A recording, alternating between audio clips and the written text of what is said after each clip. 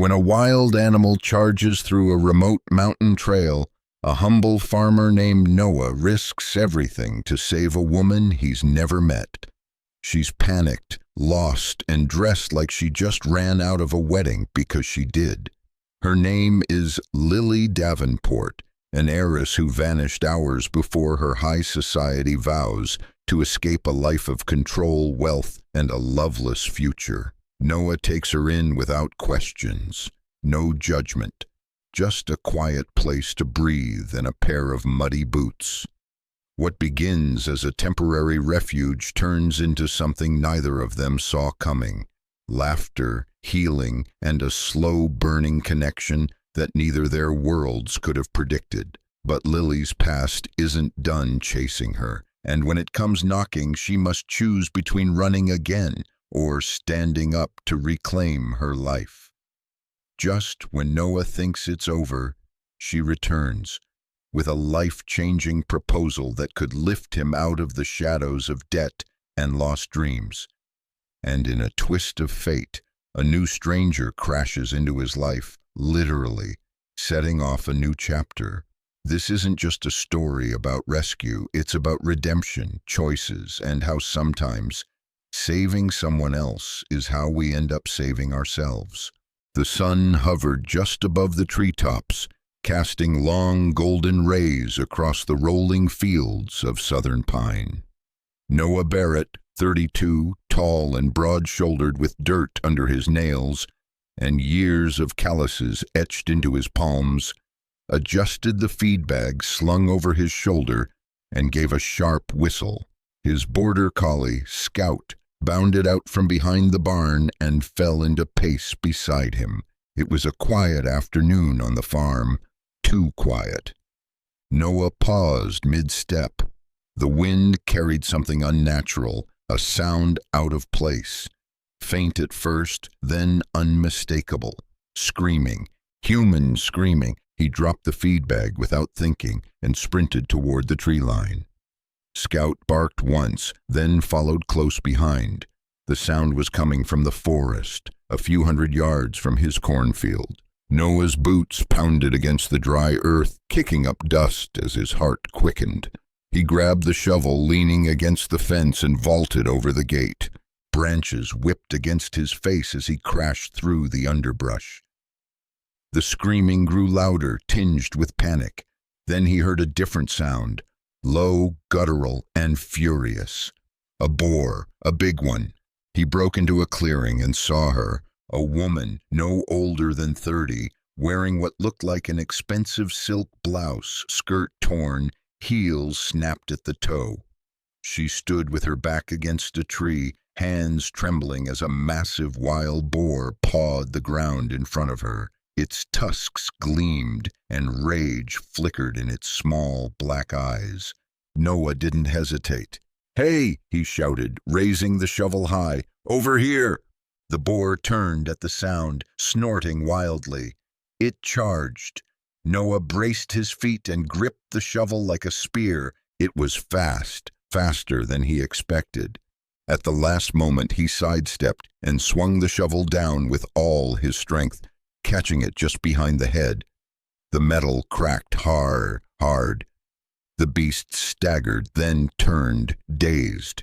Scout barked furiously, darting in circles to confuse it. Noah grabbed the woman's arm. "Run!" They bolted, dodging roots and ducking branches, as the boar thrashed behind them. After a tense few seconds, they burst out of the woods into the open fields. The animal, disoriented by sunlight and barking, didn't follow. Panting, Noah stopped and turned back to check. Nothing. Silence, except for the wind through the grass.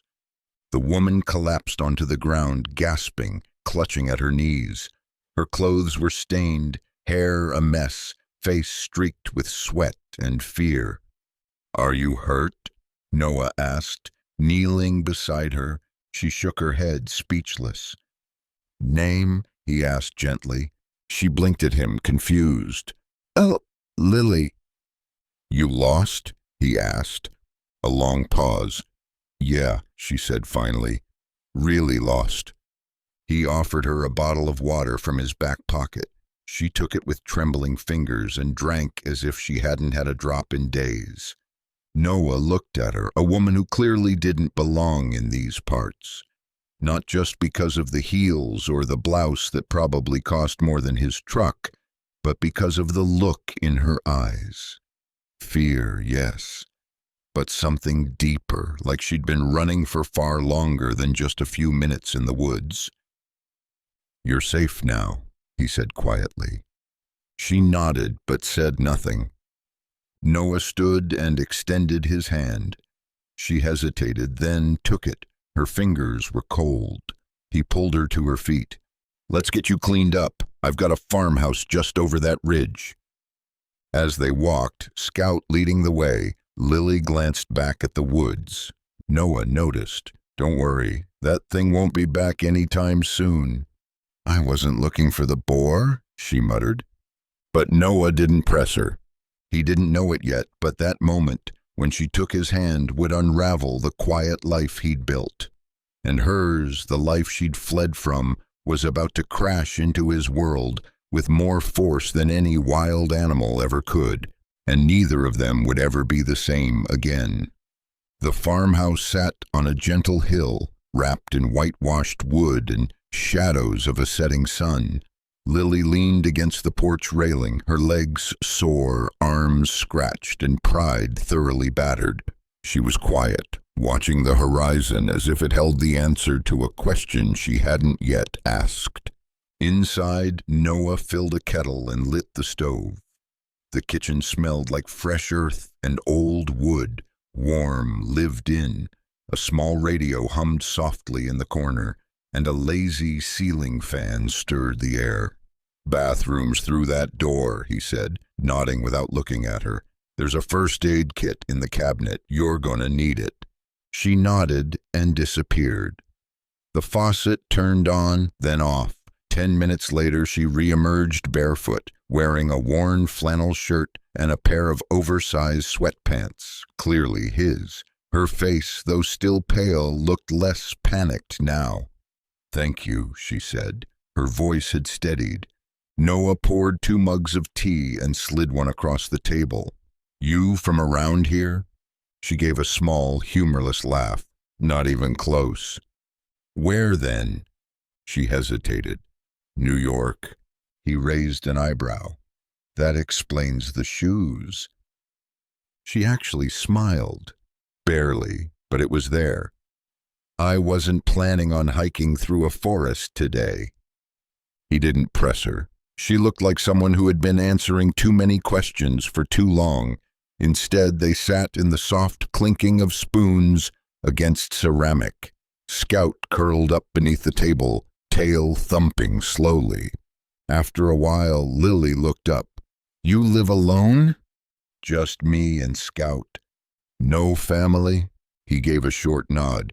"Used to. My folks passed. Farm's mine now." She didn't ask for details. He didn't offer any. As night fell, the crickets came alive. The screen door creaked in rhythm with the wind. Noah handed her a blanket and showed her the guest room. Simple, quiet, a small cross above the door. "You're safe here," he said again. Lily stood in the doorway, blanket clutched in both hands. "Why are you helping me?" Noah met her eyes. "Wouldn't sit right with me not to." She looked like she wanted to say more, maybe even fall apart, but she only nodded. That night, as the house settled and the fields whispered outside, Noah lay in bed wondering who this woman really was, and Lily, staring at the ceiling in someone else's clothes, wondered if she'd just found the only man in the world who didn't expect something in return. The storm rolled in sometime after midnight. Soft at first, just a whisper of thunder, but by 2 a.m., the rain was pounding the tin roof in steady percussion. Lily couldn't sleep. She lay there, eyes wide in the darkness, mind full of wedding bells that never rang, and a life she'd dropped like a glass vase. The weight of everything pressed down on her chest. Needing air, she got up. The hallway was dim. She padded down the steps barefoot and moved toward the barn, drawn by the soft glow of a hanging bulb. Noah was there. He stood under the light, sleeves rolled up, elbow deep in an engine pulled from an old pickup. Grease streaked his forearms and the rain dripped from his hairline. He didn't hear her at first, just worked silently, as if fixing metal could patch whatever else life had broken. "You always work this late?" she asked from the doorway. He turned, startled, then nodded. "When I can't sleep." She stepped inside, pulling his flannel tighter around her shoulders. "Same." He handed her a rag. "Grab that wrench, would you?" And just like that, she was part of it. Kneeling beside him, holding tools, asking questions. She didn't know a carburetor from a crankshaft, but he didn't laugh, just showed her, quietly, patiently. The rain softened, drumming rhythmically against the barn roof. They talked. Nothing heavy. He told her about Scout's obsession with squirrels, the tractor that refused to start before noon. The year hail wiped out his crop and he almost lost the farm. She laughed more than she had in months. Then it was her turn. "I was supposed to get married yesterday," she said suddenly. He looked up from the engine but didn't speak. "To a man I didn't love, a man my parents chose, big family, big money, no soul." Noah wiped his hands. "So you ran. I didn't mean to end up here. But you did." Silence hung between them, comfortable, not heavy. He looked at her, really looked, not at the makeup-free face or the swollen ankle or the designer blouse now used as a grease rag, but at her. Something in his gaze said, "I see you, not who you're pretending to be, just you." She held his stare. "You're not going to ask me to leave?" "No." "Why?" Noah shrugged. "Something tells me you're not done running, but you might need a place to rest before the next mile." Lily felt the pressure behind her eyes, hot and sudden. She blinked it away. "Thanks," she whispered. The storm rolled on outside, but inside that barn, under soft light and the scent of motor oil, two strangers built something stronger than words. A beginning. Morning broke slow and quiet, the kind of dawn that stretched its arms before rising. Noah was already outside, repairing a sagging section of the front fence.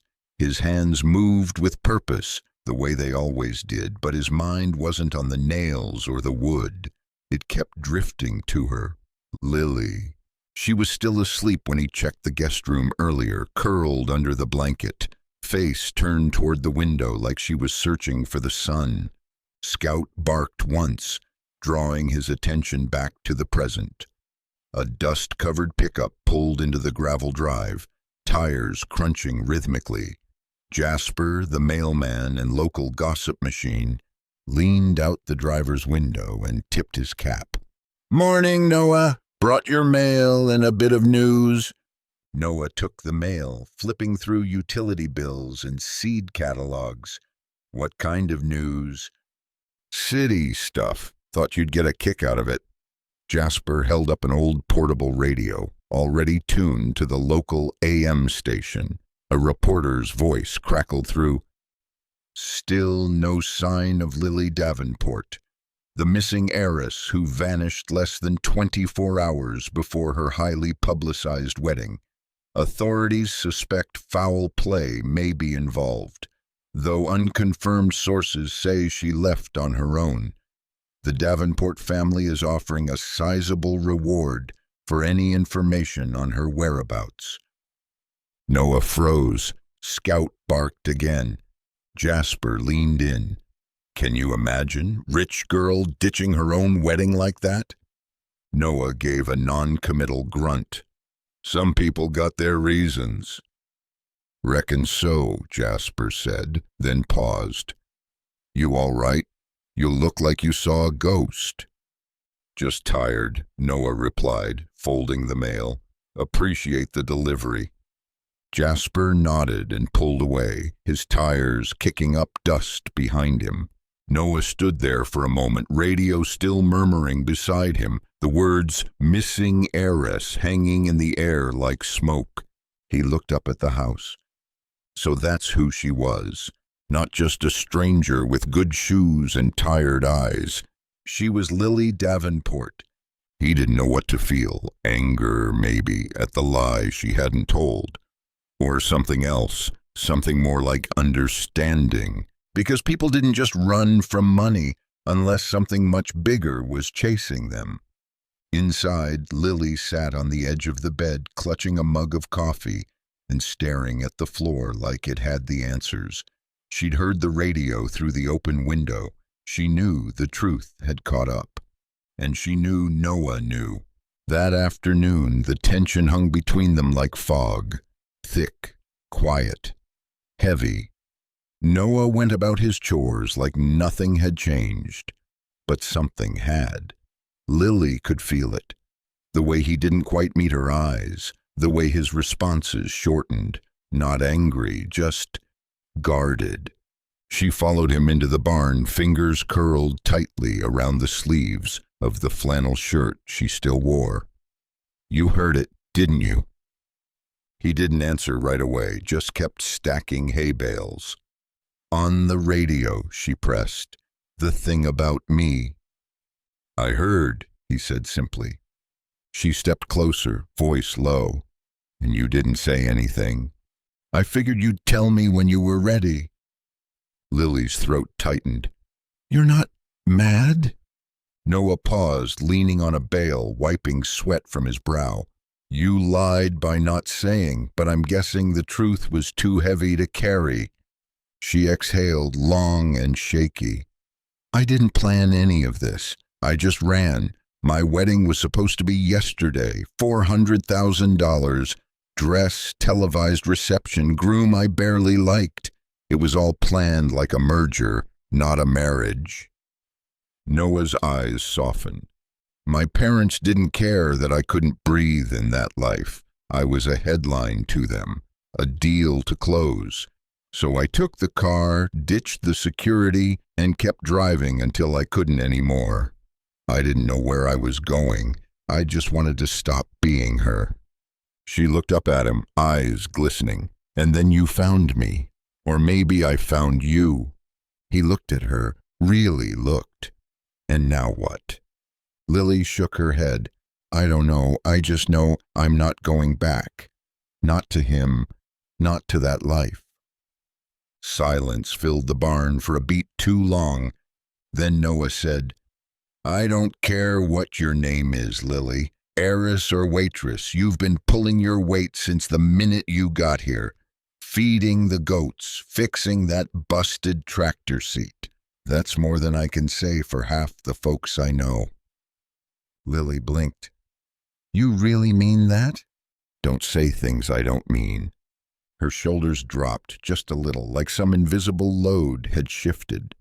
"You can stay," he added, "as long as you want. Just don't run without saying goodbye."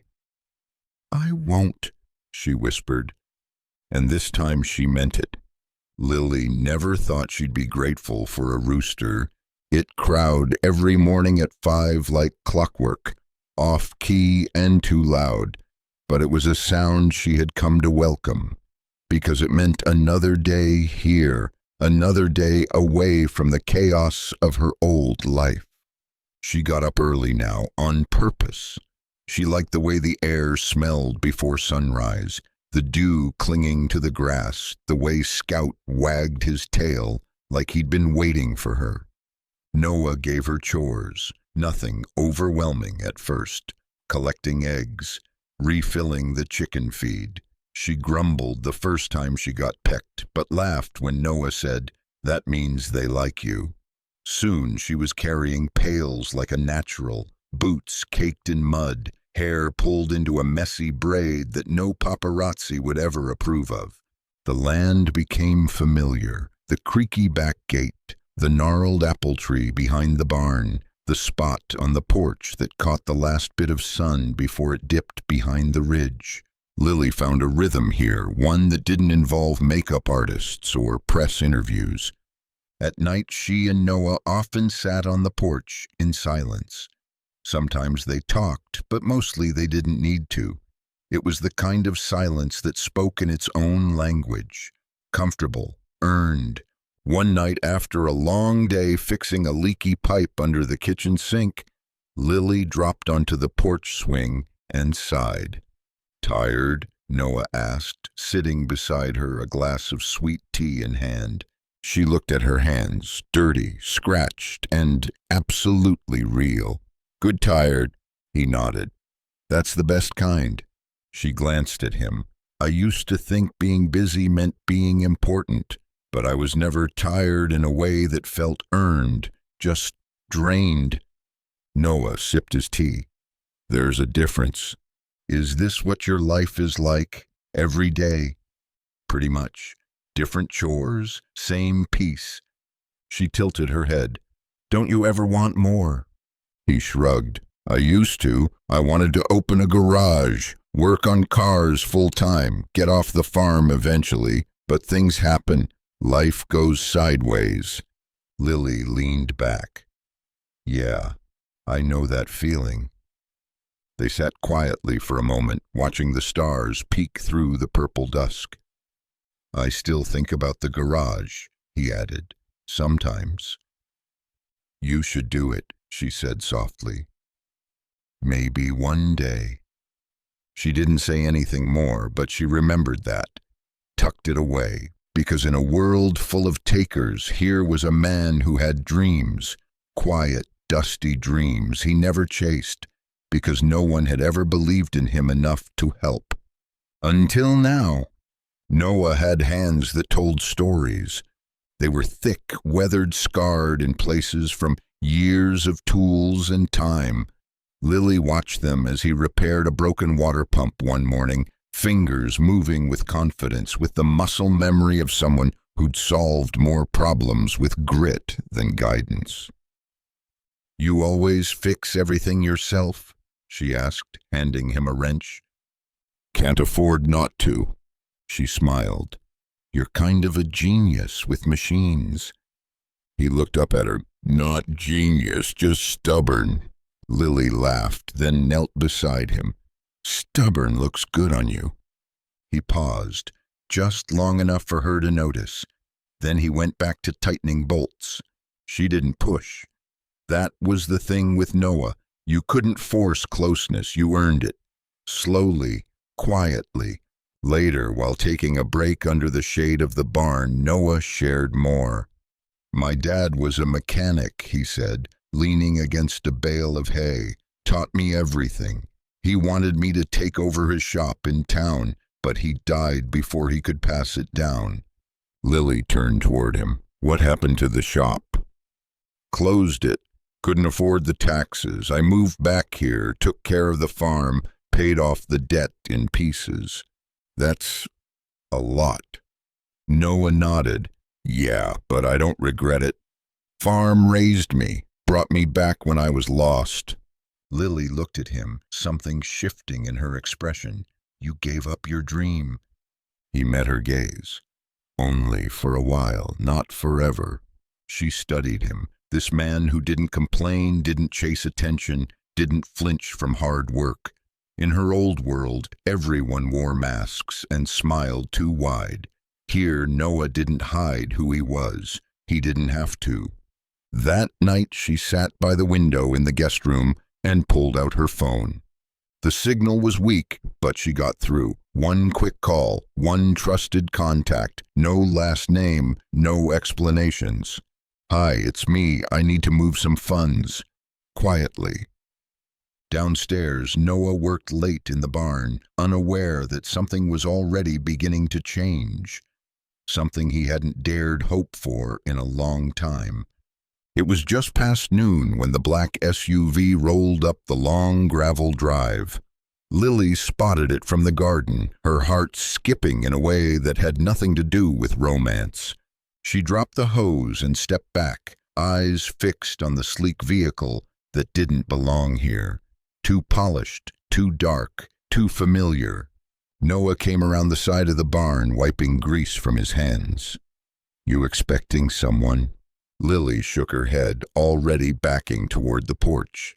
No, but I think I know who it is. The SUV stopped with military precision. Two men in suits stepped out. One checked his surroundings, scanning the open field like a security detail. The other approached slowly, holding something in his hand, her engagement photo creased at the corners. Miss Davenport, the man said, voice too polite to be comforting. Your family is very concerned. Lily crossed her arms. Tell my family I'm fine and that I don't need rescuing. The man didn't blink. They believe otherwise. Noah stepped forward. He didn't say a word, just stood there, tall and steady. The suited man looked at him, clearly sizing him up. We'd prefer not to involve authorities. Just come with us quietly. I'm not going anywhere, Lily said, louder this time. You're making this more complicated than it needs to be. Noah finally spoke. She said no. You hear that? There was a tension in the air now, like a match about to spark. One of the men looked at Noah's hands, still streaked with grease and coiled like springs. The driver gave a short nod. Very well, you've made your choice, Miss Davenport, but this isn't over. They got back in the SUV and left without another word. The dust they kicked up lingered longer than they did. Lily let out a shaky breath, then turned to Noah. I'm sorry. For what? For bringing that here. Noah shook his head. You didn't bring anything. You're just trying to live. She sat down on the porch steps, face pale. They won't stop. My family doesn't like hearing no. They'll send lawyers next. Or worse, paparazzi. He sat beside her, quiet for a long moment. Then he said, You can stay as long as you need, but if you want to leave, I'll drive you myself. She looked at him. Why are you being so kind to me? He shrugged. 'Cause you're not the first person who needed a place to hide. The breeze shifted, warm and dry. Lily leaned her head on his shoulder just for a moment. And for the first time since she ran, she didn't feel like she was just escaping. She felt like she was choosing. The next morning was quiet, too quiet. No rooster, no radio, no bark from Scout. Lily stood at the kitchen sink, drying the last plate from breakfast. Noah sat at the table sipping his coffee, but he hadn't said more than a few words all morning. She knew why. I'm leaving, she said, finally breaking the silence. Noah looked up, his expression unreadable. When? Today. I called someone I trust. They're sending a car. He nodded once, but the motion was stiff, controlled. I have to go back, Lily said. Not for the wedding. That's over. But I have to face the noise. End it properly. Sell my part of the family business. Clear out my name. Then I can disappear on my terms. Noah didn't look at her. You don't owe anyone anything, Lily. I owe myself the chance to not be scared forever. That got a nod of approval almost. They spent the day doing small things, feeding animals, fixing a broken shutter, sweeping the porch. But everything was slower, like neither wanted to admit it was the last time. By the time the town car arrived, the sun was just starting to sink. Lily stepped out with her bag, simple clothes and boots on her feet. No diamonds, no veil, just her. Scout barked, wagging his tail. Noah stood by the porch, arms crossed. I don't know how long it'll take, she said. I'm not counting days, he replied. She smiled. I want to come back. He gave her a long look. Then come back. She took a few steps, then paused. You saved me, Noah, in more ways than one. I think you saved yourself, he said. I just gave you space to do it. She walked to him and, without hesitation, threw her arms around his neck. He wrapped his arms around her waist, pulling her close. It wasn't a kiss. It didn't need to be. It was something quieter, stronger. She pulled away, tears in her eyes, and stepped into the car. As it drove down the dirt road, she looked back only once. And Noah, standing on the porch with Scout at his feet, didn't wave. He just waited. Because some goodbyes aren't ending. They're promises. The days after Lily left came like slow tides. Routine, quiet, a little lonelier than before. Noah went back to the work he'd always done. Mornings feeding chickens, afternoons in the barn, nights with Scout by his side and the stars overhead. But everything felt slightly off, like a book missing its middle chapters. He didn't try to fill the silence with anything new. He didn't play the radio. He didn't talk to Scout like he used to. Even Jasper's weekly gossip deliveries didn't get more than a polite nod. But he kept going. That was the only thing he knew how to do. Once a week he checked the mail, hoping for a note, a letter, something. There was nothing, not from Lily, not from anyone connected to that world. He didn't blame her. She had a storm to walk into, a life to unravel. And if he was honest, he hadn't really expected her to come back. Still, some mornings he caught himself looking down the long gravel road, just for a second too long. Scout seemed to notice too. He'd sit by the gate, tail still, watching. One Sunday, it rained hard. The kind of rain that turned dirt to soup and kept him inside all day. Noah sat at the table fixing a busted carburetor, hands moving on autopilot. Thunder rolled overhead. Then, headlights. At first, he thought it was Jasper, maybe early. But the car was different. Sleek, dark, not from around here. It stopped at the gate. Noah stood slowly, wiping his hands on a rag. His chest was tight before he even reached the porch. The car door opened, and she stepped out. Lily. Jeans, boots, hair tied back, no makeup, no handlers, just her, and a smile that was cautious, unsure. "Hey," she said. Noah didn't speak, not yet. He just looked at her, taking her in, like you do when a dream appears in daylight.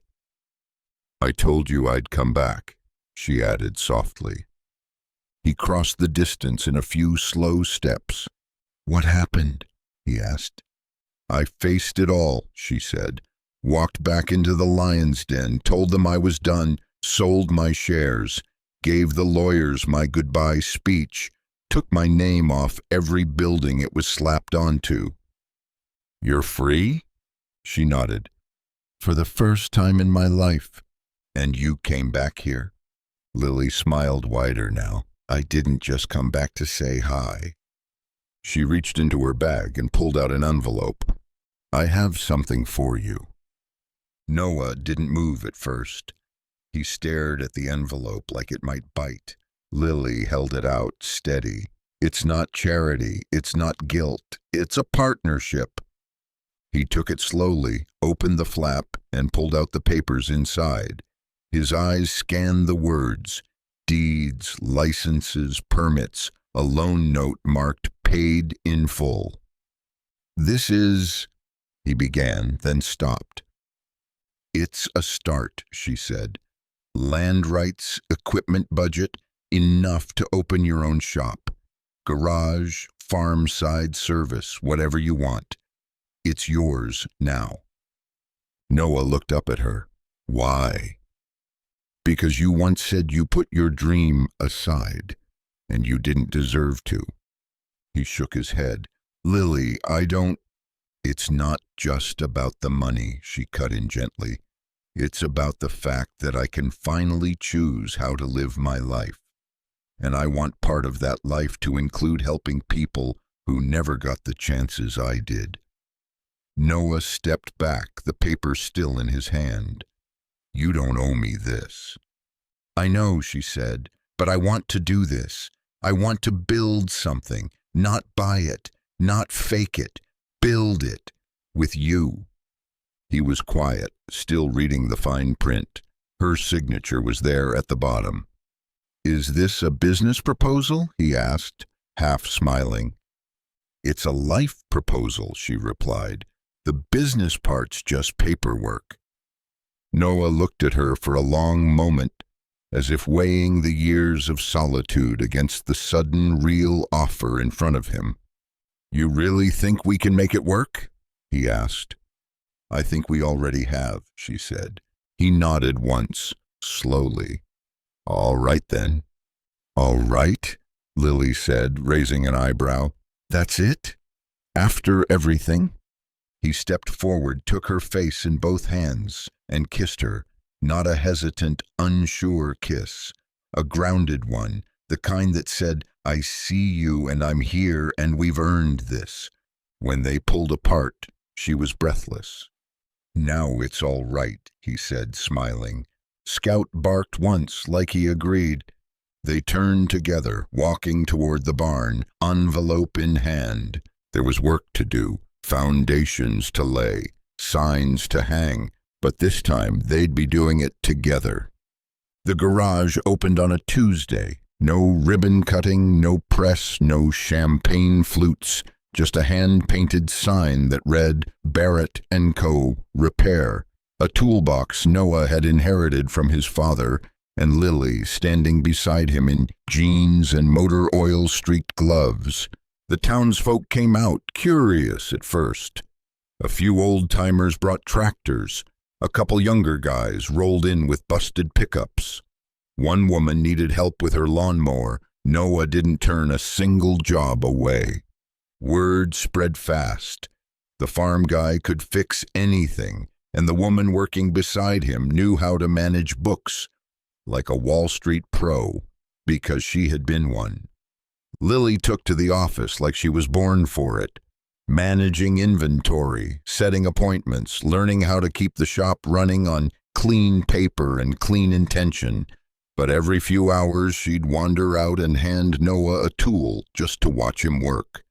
The old barn was transformed. Walls got patched. A coat of fresh paint went up, deep green with golden trim.